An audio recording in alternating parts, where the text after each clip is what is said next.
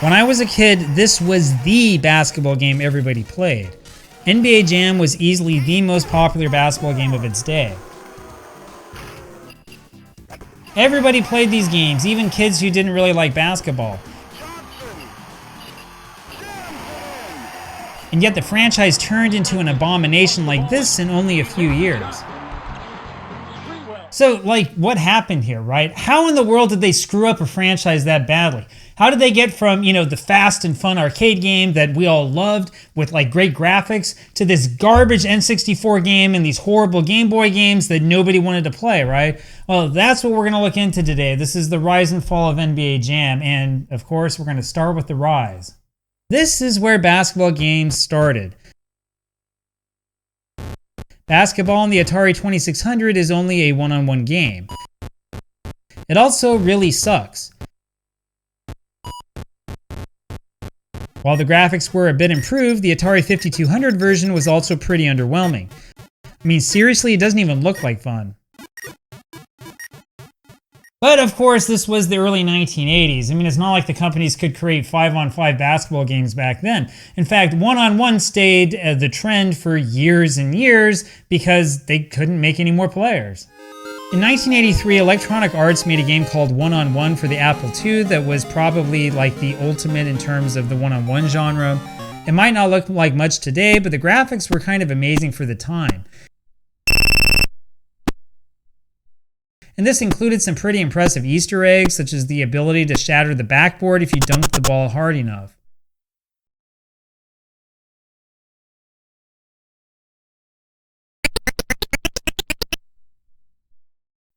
But the problem is that playing these one-on-one games all the time just isn't really that fulfilling, right? I mean, gamers want something more interesting than choosing between like driving or shooting a jumper. And that's the reason why the companies eventually started to make games that were a little bit more complex. So, for example, a Japanese company called Konami created this arcade game called Super Basketball.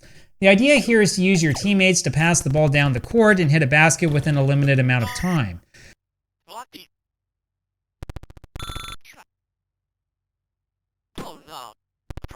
Eventually, this gave way to Konami's 1986 arcade game Double Dribble, which was pretty impressive for its time. Well, I mean, it's impressive in like a sense, right? You see, Double Dribble suffered from a lot of the problems that every basketball game seems to have. You do have teammates to pass to, sure, but it's really hard for you to find the right teammate at the right time.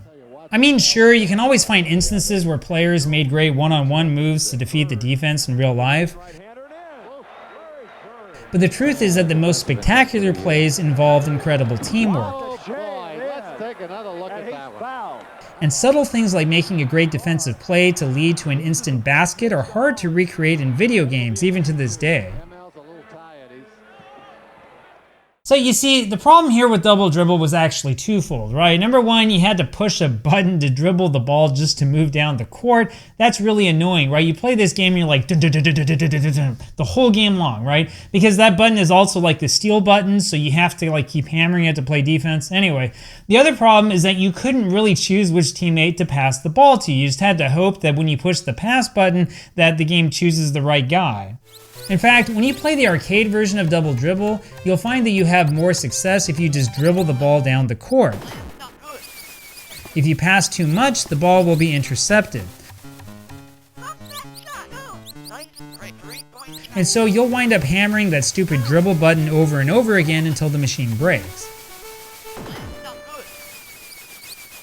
So anyway, for obvious reasons, the people making these arcade games got rid of that stupid dribble button idea. But the other problem here is that there were too many players on the court at the same time. And so the later arcade basketball games did the obvious thing. They just reduced the number of players on each team. For example, Magic Johnson's Fast Break was a 2-on-2 arcade game that came out in 1988. Now this game is almost unplayable, largely because of a ridiculously bad frame rate. However, the 2-on-2 idea was pretty attractive. It meant that you could have some teamwork without being overwhelmed by having too many teammates. And you know, that 2-on-2 concept really spread really quickly. In fact, there were two other late 1980s basketball games that embraced the idea of 2-on-2 basketball. The first was Hoops, which is a game I'm sure most of you have already played. Hoops actually includes both 1-on-1 and 2-on-2 modes, as well as a bunch of players to choose from, much better than Magic Johnson's Fast Break. The 2-on-2 mode is simply a lot more fun, both on offense and on defense, even if the game itself is not spectacular. But of course, that game looks and feels nothing like NBA Jam. Now, the 2-on-2 idea got us closer to what NBA Jam would eventually become, sure, but the real inspiration behind NBA Jam came through yet another arcade game, one that was definitely a lot more fun than Hoops. Arch Rivals came out in May 1989 and just felt different than the earlier basketball games. The game was pretty violent. To steal the ball, you had to punch the other player down to the floor. You could also grab onto your opponent's shorts to steal the ball.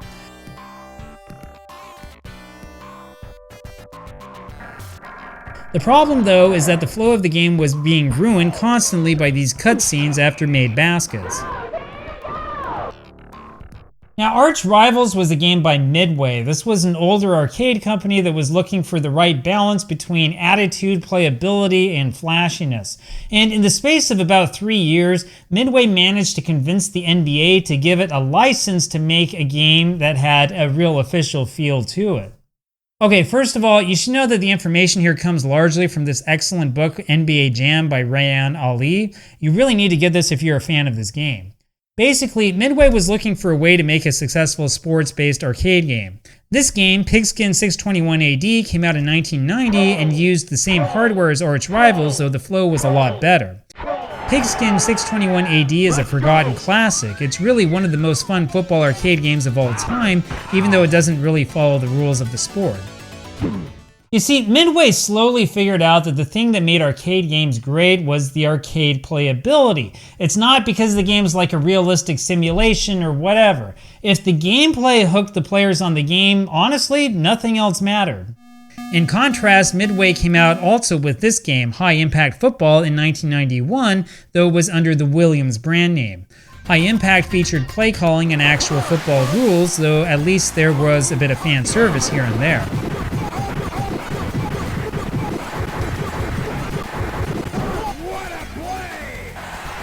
I mean, it's not an awful game, and it certainly has its charm, but the gameplay is a far cry from Pigskin 621 AD. While High Impact is often cited as a major influence on NBA Jam, personally I think Pigskin 621 AD was more important. You see, High Impact suffered from the same stop-and-go play design that made Arch Rivals so frustrating. So if you're paying your precious quarters to play an arcade game, you want to have constant action. You don't want to stop every 5 seconds to see the cheerleader or the coach or whatever that was. And part of what made NBA Jam so great was the fact that there was constant action. Now, when NBA Jam first came out in 1993, it simply blew the competition away. While it might seem a little bit dated today, the truth is that the graphics and the sound at the time were absolutely fantastic. It was like nothing we had ever seen before in a sports game. The fact that it was a 2-on-2 game made strategy easy to figure out, and it helped make the game accessible to everybody, even people who were not fans of the NBA. And the presence of real NBA players playing on real NBA teams was a huge boon for the sport in general. Now, what you've got to realize is that the NBA was really entering its highest period in the early 1990s. Yeah, the league had come a long way from the drug scandals and the controversies of the late 1970s. By the early 1990s, the NBA was hip, it was popular, and the world really was ready for a game like this. That popularity was largely caused by the Dream Team, which captivated the attention of sports fans around the world. Sure, none of those Olympic Games in 1992 were even close, but that wasn't the point. The point is that the Dream Team showcased the best professional basketball anywhere in the world, and some of us feel to this day that this was the best basketball team in the history of the sport. And so there was this natural interest out there in NBA stars, especially NBA stars who had also been on the Dream Team. And so the NBA decided to ride that wave of interest.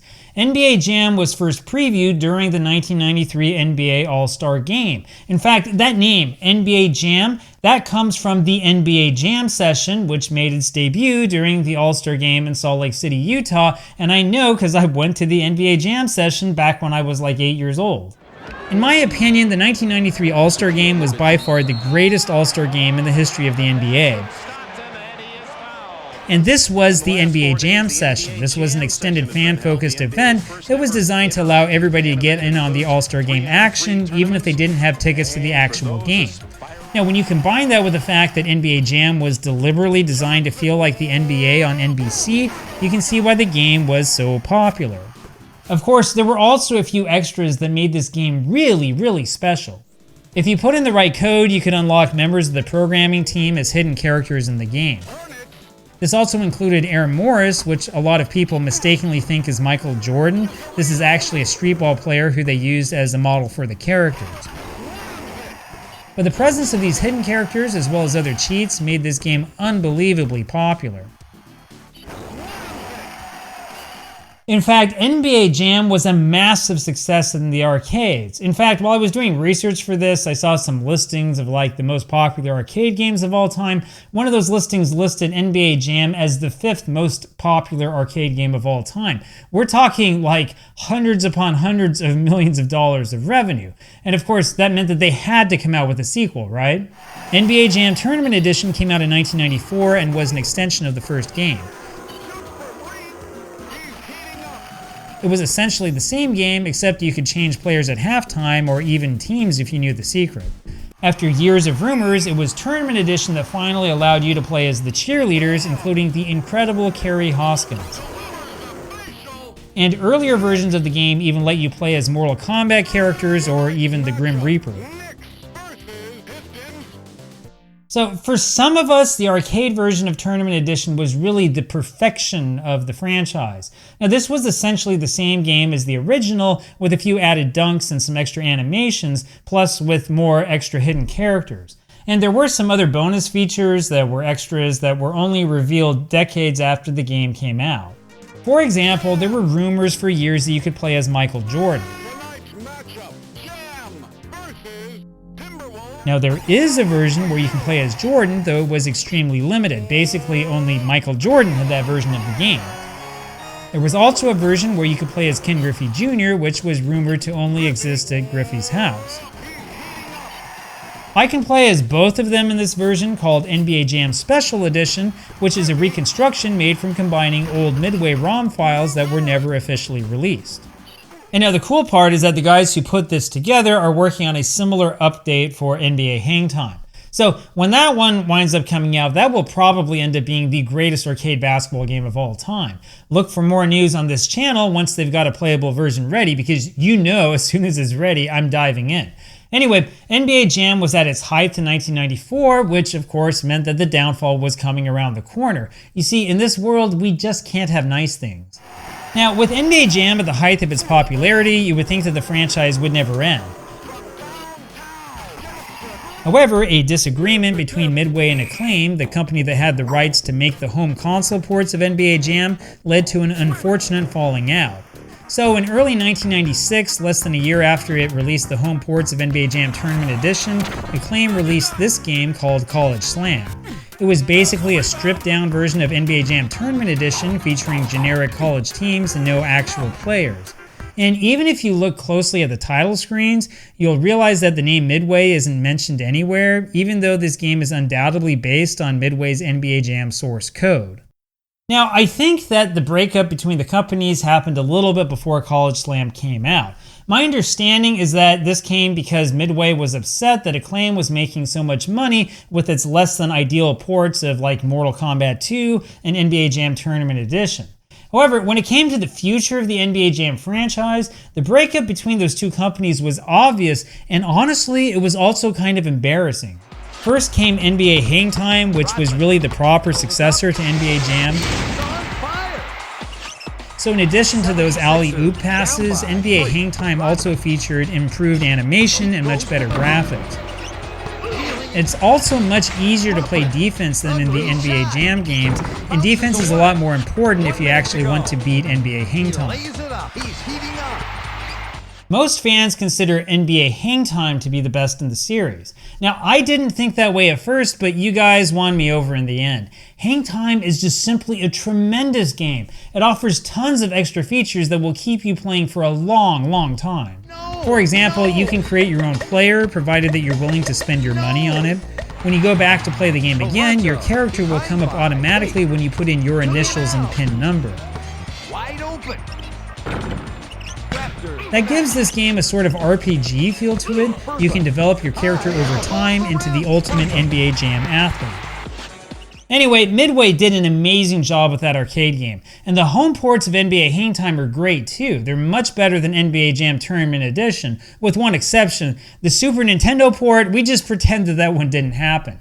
Now, if you look at all the home ports, you'll notice that the N64 port is the most legendary. I mean, the graphics are a little bit low tech, but the gameplay here is simply amazing. My only complaint about the N64 version is that the default controls are a little bit awkward. Other than that, this is really the ultimate version of NBA Hang Time, and is honestly the best basketball game on the N64. Anyway, while Midway was impressing everybody with like the alley-oops and the character creation mode and stuff, Acclaim was busy messing around with the official NBA Jam name. This is where things get really ugly. Acclaim's new version of NBA Jam was called NBA Jam Extreme, and it was designed to be a fully 3D game. Based on this screen, I think this game was released in late April or early May 1996, though I'm honestly not sure. Anyway, the menu screens and all that looked really impressive. But the game looks like this.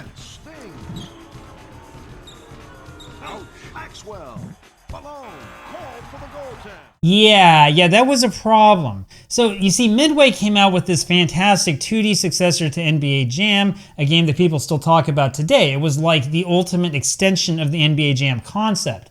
Meanwhile, Acclaim had the NBA Jam name and decided to come out with a 3D polygon mess. And I really mean it when I say that this game is a mess, man. This is just awful. Not only did you have to deal with horrible 3D controls, but the stupid screen keeps shaking like crazy. The graphics are just utter garbage. Even Big Head mode looks like total crap. While you can play with all sorts of celebrities, the graphics are just a mess, and this game is no fun at all. So this was Acclaim's first and last attempt to make one of these basketball arcade games on its own. It's clear that Acclaim did not understand what made NBA Jam fun in the first place. But unfortunately, the NBA decided to award the name NBA Jam to Acclaim instead of to Midway, and I'm never going to understand why. And this is where the decline really becomes obvious. In December 1998, Acclaim finally released a follow-up to NBA Jam Extreme. For some strange reason, they decided to make a 5-on-5 game for the N64, and these graphics are just beyond horrific. I mean, I guess it's nice that the game is fast and all, and you've got a bunch of real players, but this is not NBA Jam. He is tearing up the terrain. It's impossible before two. So again, I have no idea what in the world Acclaim was thinking. They took one of the most recognizable basketball arcade franchises in the entire world, and they turned it into another really lame and really boring basketball sim. It's not even a good sim. It's an awful sim. It doesn't play well at all. It doesn't even look good. It doesn't sound good. Like, why? Why did this happen? What was wrong with making a game that was fun and interesting? Does everything have to turn into a stupid sim? I mean, if you really like fouls and rules and stuff, you can always play the game in simulation mode, which means that you have to worry about actually, following the rules of basketball. The truth is that this is just a crappy attempt to make an NBA Live clone. It's no fun at all. He takes a deep jumper, goaltending. The arcade mode is a little bit more fun, but it's also no different from other regular basketball video games. And my biggest complaint is that the graphics look like a 3D experiment gone wrong. He takes the shot. I just pushed too hard on that one. So, like I said before, the best basketball game on the N64, hands down, was NBA Hang Time. NBA Jam 99, that game is total garbage. I mean, I guess we were spared like an arcade release. Can you imagine how well that would have gone down, right? It would have been even worse. Anyway, Midway did give us one final arcade game in April 1999, and the opinions on that one are kind of mixed.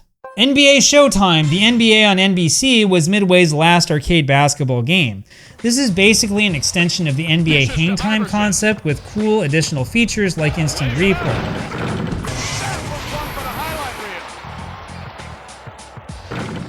The graphics are okay, though the players look really blocky. I mean, I know some of you guys disagree, but I would much rather have the old NBA Jam player sprites than 3D graphics that look like this. Anyway, I guess that NBA Showtime is not like a bad game, but there are some problems with this game that really stand out. The first thing is that it's almost impossible to figure out how to dunk. I mean, maybe it's just me, but I found myself shooting layups and jumpers instead of dunking. I'm probably supposed to go for the alley-oop every time, but this game feels kind of lacking in the whole jam aspect. And look at this, even Shaq is shooting a fadeaway jumper for no reason. And on the rare occasion I actually get to dunk the ball, the dunks are normal and boring. It's none of that crazy stuff we saw with NBA Jam, and why am I getting a replay? I don't know, guys, I might be doing something wrong with the controls or something like that, but I've read where other people have had similar complaints about this game. And you have to remember, in NBA Jam, it was like really easy to dunk. You like held down turbo, ran up to the basket, and he dunked, right? Anyway, I mean, that's like a small problem, but the next problem, the second problem, is really big, and I mean, this one blows my mind. If you push your opponent down in this game, you will be called for a foul. Of course, only human players can be called for fouls. The computer drones can foul all they want. Big dice. It is good! At the horn. Good! Anyway, if you're called for 5 fouls, the other team gets to shoot a free throw. This is seriously the worst idea I've ever seen for an NBA Jam game. It's just not fun if you have to be careful about committing a foul. So I just don't understand it, right? Like maybe the NBA was worried about kids shoving each other over to imitate their favorite video game or something. I don't know. I was a kid when NBA Jam came out. Like we didn't push each other in the playground. Instead, we were saying like, you know, can't buy a bucket and stuff like that, right? That's what we would do to taunt each other. But nobody was like punching or hitting each other or whatever. I just don't get it, right? Anyway, Showtime is okay, but the foul stuff and the lack of the spectacular dunks, I mean, it really sucks, right? It's a stinker of a game. Just forget that it exists, go back and play Hang Time instead. Meanwhile, Acclaim kept coming out with absolute garbage. I swear, upper management at Acclaim was drunk 24/7 in the late 1990s.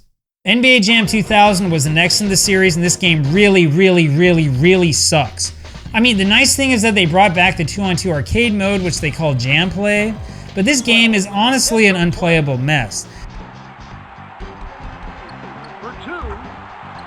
The graphics are even worse, the play control is awful, and it's just not any fun. So I know that the speed here is off a bit. I'm using an emulator. Like, there's probably some problem with it. N64 emulation, it's not all that great. It's not all that easy. But it's also a really poorly programmed game. Once again, just go take a look online and see what the other reviewers have said about this game, and you'll see what I'm talking about, right? Nobody likes this game. This is total garbage. It was a blatant attempt by this company to make a quick buck, and this is why Acclaim was known for garbage. I mean, I guess it's cool to be able to make a full court pass in the inbounds play, though it's really annoying. The problem is that my range of vision is limited, so I don't know where my guy actually is. But the real problem here is that this game is utter garbage and never should have been released.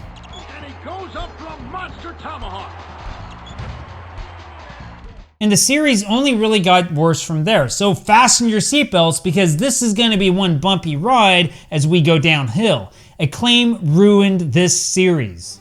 NBA Jam 2001 was a Game Boy Color only release, and this is also total garbage.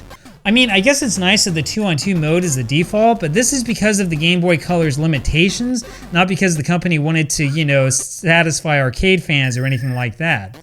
And as for the game itself, just look at it. It totally sucks. They decided to stick free throws in this game again for whatever stupid reason.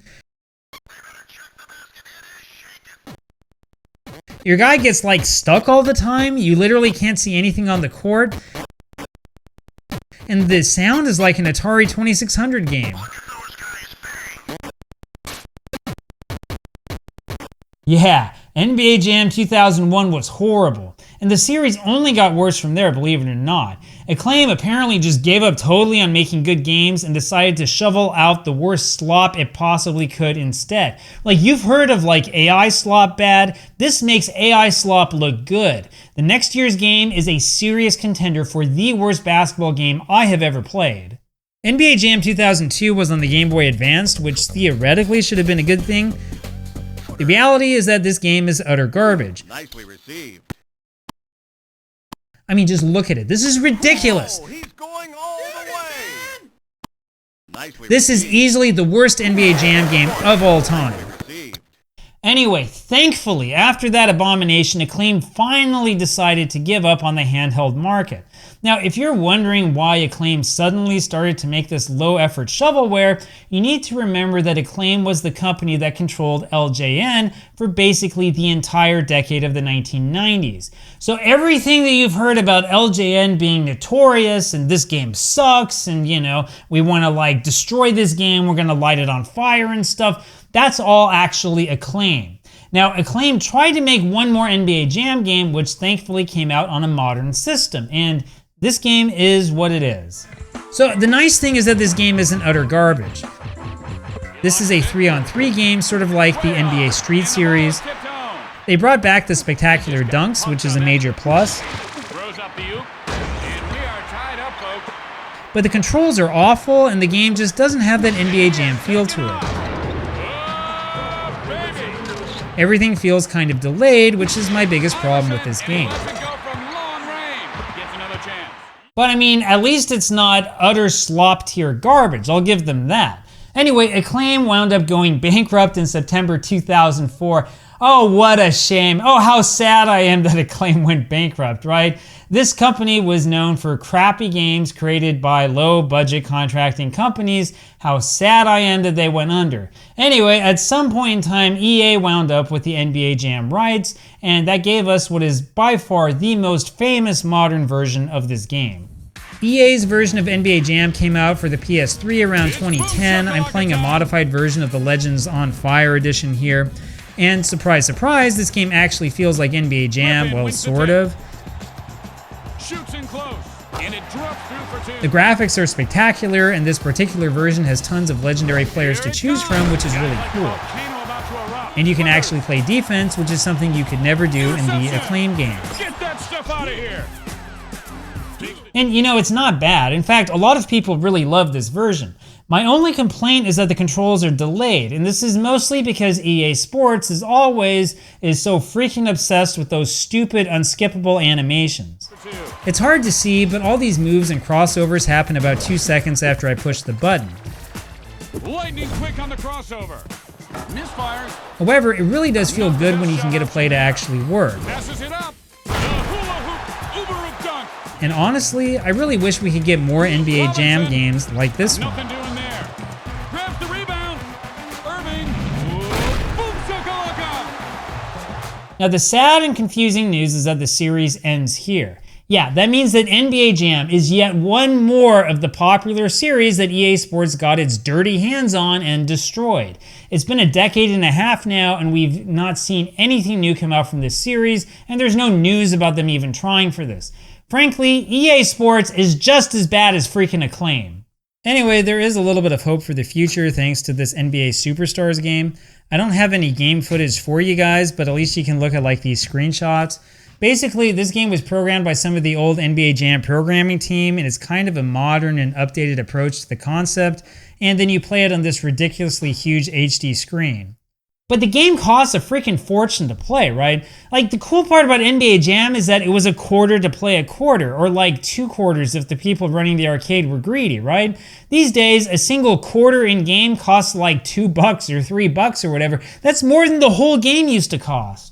Anyway, it's kind of interesting, I guess, but the truth is that the old arcade game model is dead. These screenshots are not amazing by any stretch of the imagination, and your home PC can probably do the graphics better than this. And yeah, it's cool that the game is so big, but this game is unnecessarily huge. Seriously, you would never see this Space Hog at like a 7-Eleven or a bowling alley or anything like that. And it really is a shame, right? This is a premium game that's made for like a premium high-end audience. This is made for the sort of arcades where you have to pay money just to get in, right? It sucks. Now, what this company really should have done is it should have forgotten about the stupid arcade thing. They should have made this into a mobile game because that's where all of the arcade-style games are these days. I really have a hard time seeing how they're making a profit off of this in the long term, and most of the former NBA Jam fans out there don't even know that this game exists because we're all poor and we can't afford to go to Dave & Buster's or whatever. Meanwhile, the rest of us who know about this will have to make do with the older games, which is perfectly fine because they still work. Of course, the nice thing is that the old games are still a ton of fun to play, even though they might seem a little bit dated now. The best part about the older games is that you could play a complete game in 10 minutes and you would always see something absolutely spectacular.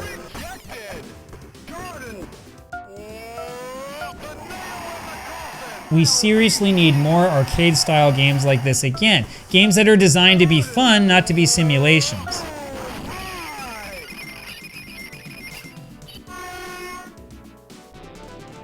And you know, I do think that we're going to eventually see something better.